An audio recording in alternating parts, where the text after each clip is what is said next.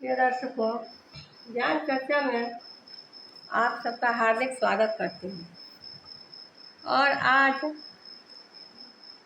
चर्चा करती हूँ सम्मिलित परिवार में ग्रहों का प्रभाव। जन्म कुंडली द्वारा फलादेश ज्ञात करने के इच्छुक जातक को एक बात स्मरण रखनी चाहिए, वो यह कि एक ही परिवार में सम्मिलित रूप से रहने वाले सभी व्यक्तियों का भाग्य एक दूसरे से बंधा हुआ रहता है और सभी के जन्म कुंडली में स्थित ग्रहों का थोड़ा बहुत प्रभाव संयुक्त परिवार में सभी के सदस्यों पर पड़ता है। जैसे पति के ऊपर पत्नी की जन्म कुंडली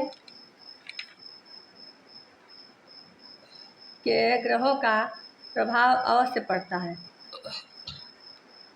इसी प्रकार पत्नी भी पति की जन्म कुंडली में स्थित ग्रहों के प्रभाव से प्रभावित होती है।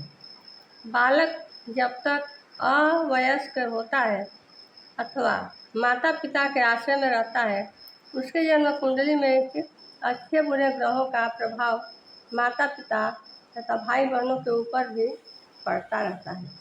इसी प्रकार घर की लड़की का जब तक विवाह नहीं हो जाता तब तक उसके ग्रहों के प्रभाव से माता पिता तथा भाई बहन आदि प्रभावित होते रहते हैं।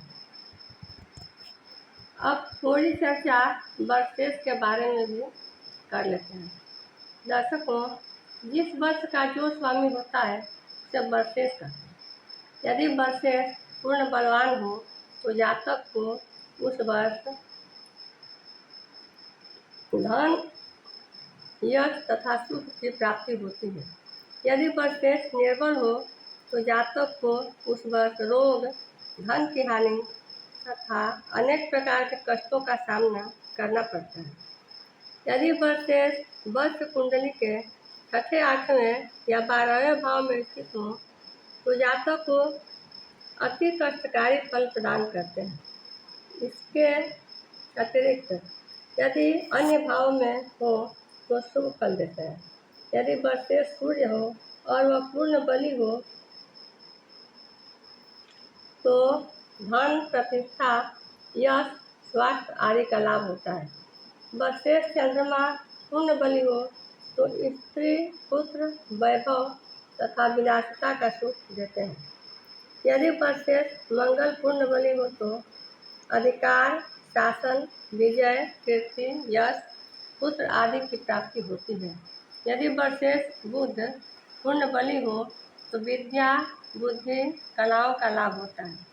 यदि वर्षेश शुक्र बली हो तो प्रसन्नता, सुख, विलासिता, व्यवसाय और सम्मान आदि का लाभ होता है। यदि वर्षेश शनि बली हो तो नवीन भूमि, भवन, खेत, स्वास्थ्य तथा उच्च पद आदि की प्राप्ति होती है। वर्षेश के अल्प बली होने पर अल्प लाभ होता है तथा बलहीन होने पर सभी ग्रह अशुभ फल प्रदान करते हैं। प्रिय दर्शकों, आज के लिए बस इतना ही। फिर मिलेंगे अगले वीडियो में किसी अगले सूत्र के साथ।